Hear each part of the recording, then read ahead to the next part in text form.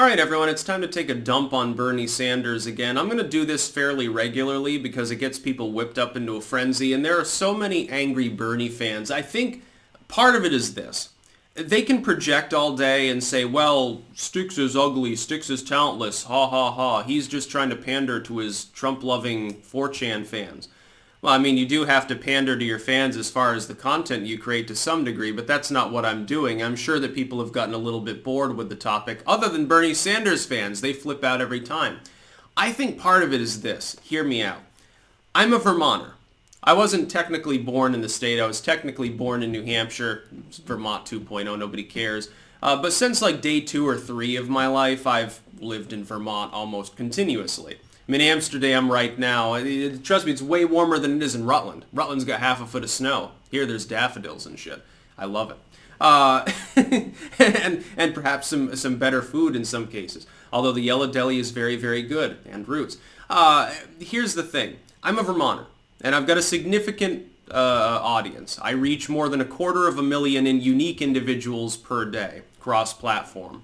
Used to be basically a YouTuber, now I'm just a content creator. I exist on half a dozen different sites. I'm the largest or one of the largest user on many of them. I've got a significant platform. Even if you cut out my mainline tech presence and I was just on alt tech, I would still have a major platform. I think that it pisses certain people on the left off when somebody like me, initially many years ago known as being supposedly on the left. A lot of my content was anti-religion, anti-drug war. People would have probably called me a liberal at the time. From Bernie Sanders' home state, significant audience, sort of a happening thing. I think some of them are salty about the fact that I don't support Bernie Sanders. Some of them genuinely believe that he's good. They simply genuinely believe he's a good dude, he's got a good platform, he wants to save people from the evil corporations, and they believe, therefore, that, I mean, they've deluded themselves into thinking that's good, and therefore they have this two sides of the fence football team mentality, and they think, okay, well, then anything else evil. Bernie Sanders good, therefore person opposes him must be malevolent in some way. So I get called like a bootlicker for corporations, or I'm paid by Bloomberg or something, supposedly. I had one person claim that. I would like the Bloomberg cash too, but the thing is I can't temper my message because then I lose everything else. So don't worry, I'll never take political cash. Anyway, I've always found it funny to be called an extremist or a fanatic by people who have like the communist flag on their Twitter profile, and they list their pronouns and they say, well, Stalin did nothing wrong. When you're like that, don't expect me to take it seriously if you call me extreme. Because, again, look in the mirror, dude. What the fuck are you talking about? And sometimes I think these people are semi-ironic. Some of them are. Some of them are just being shitheads and they're trolling. It's all in good fun and that's good. I'm not sure why exactly you would choose to try to be a Bernie bro, because you'll be among good company with other people that'll say uniquely odd shit.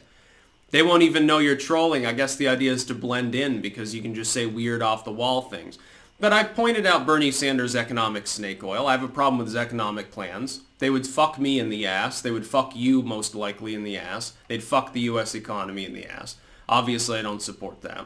He's got weird beliefs. He's said bigoted things before. You want to talk about bigoted? Okay, when you're insinuating that white people don't know what it's like to be poor, excuse me while I bristle a little bit about that suggestion.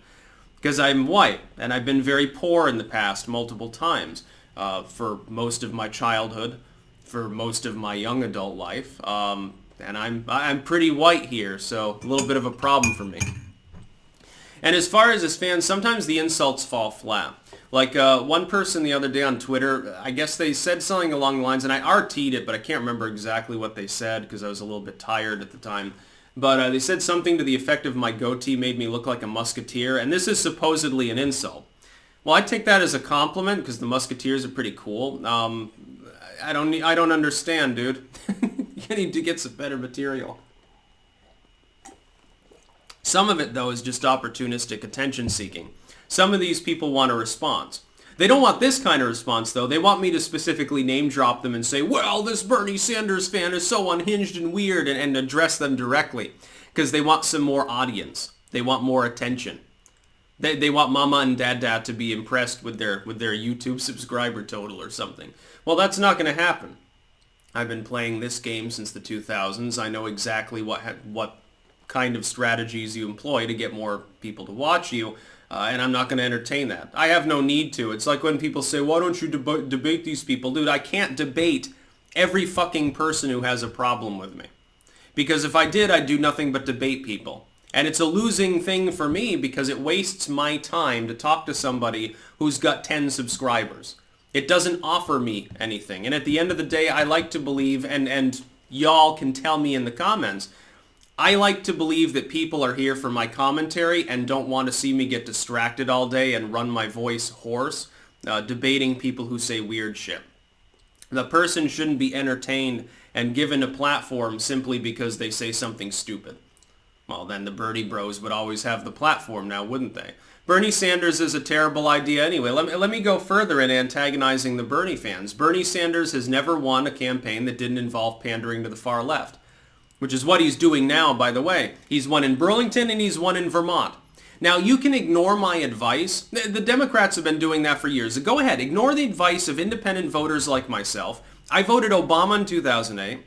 I hated both candidates in 2012 and ended up writing in Ron Paul knowing he'd lose. And then I voted Trump in 2016 because Hillary Clinton was saying weird shit about Iran and weird shit about deplorability and all of these other things. So I voted for Trump.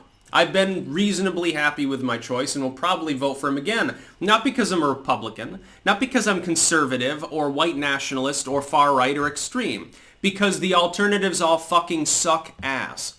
And the Democrats lack the self-awareness to understand the fact that many people are like me and see that. Here's what I would say. Bernie Sanders is a near 80-year-old man with heart problems who has never won a platform that never won an election that didn't involve a platform that was skewed heavily to the left, Burlington or Vermont, or now the increasingly shifted left Democratic Party, which is why they're probably doomed. That's why a sane candidate like a Buttigieg probably can't win. If you think it's a good idea to run him, that's fine. I disagree. I would like to have a Democratic Party that's viable and sane enough to provide a counterbalance to Trump. What I would like to see more than anything is a Democratic Party overhaul that leads to a party of JFK-style thing, where the Republicans and Democrats can work together to feasibly solve the problems that exist in our nation. This hasn't been the case in a while. And it's not Trump's fault, and it's not even the current Democrats' incarnation's fault. This goes back to the Boehner Congress and before. This has been a thing for more than a decade now. It's old hat. It comes from when I was barely old enough to vote. And already there was obstruction. And before that you get W. It would have been nice if he had been obstructed fucking more. You get this in with congressional activism, specifically by the House, Boehner's House against Obama. And while it blocks a lot of his shitty ideas, it also blocks necessary things. There were times when we had no budget, there were all sorts of shutdowns. My fear is that if the Democrats lurch to the left, nominate Sanders, and he loses, it'll be a wash. And what will end up happening is one of two things. The Democrats will either persist in their madness, refuse to work with the Republicans, will have a deadlocked government, nothing will be done, and it'll be, 4 years of stagnation, essentially, or at least 2.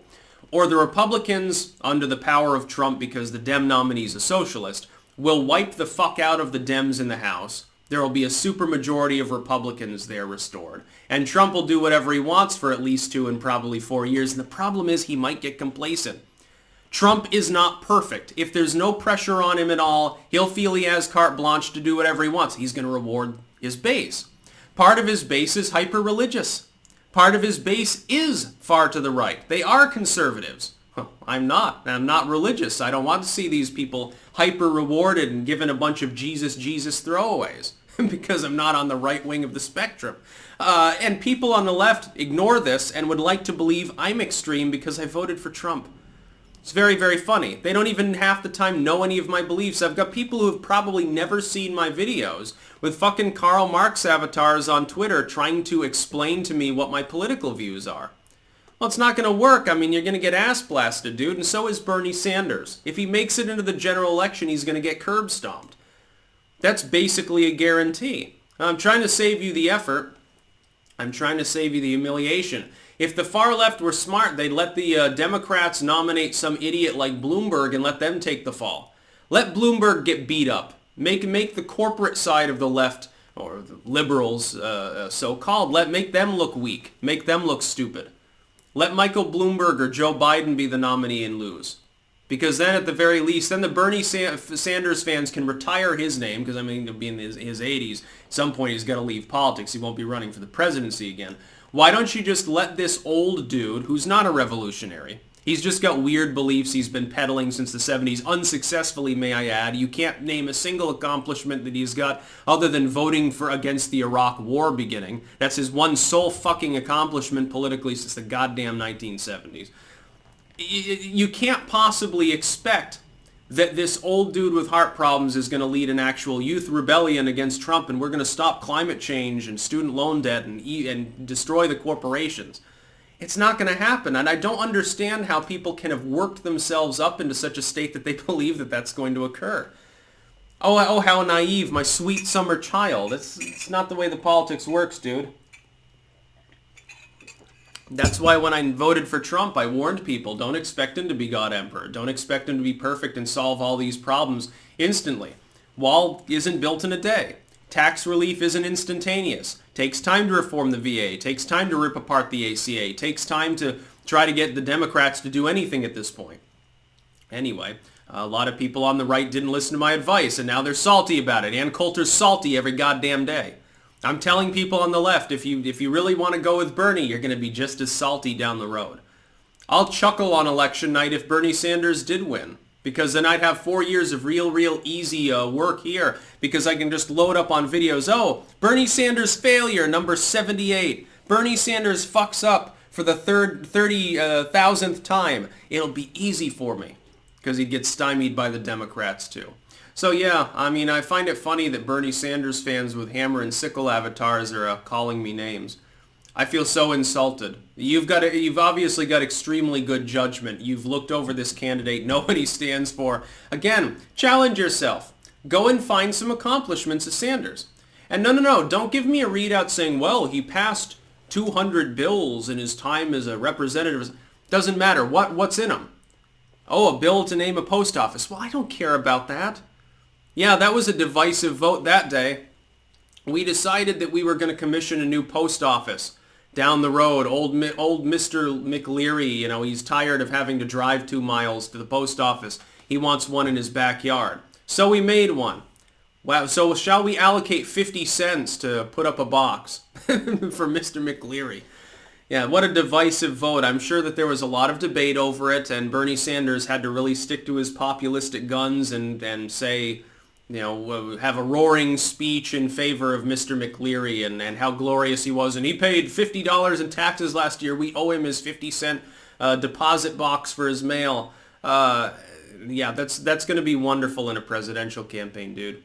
Go ahead, though. If you want to bonk yourself in the head over and over and not learn from history, be my guest. That's about all. Peace out.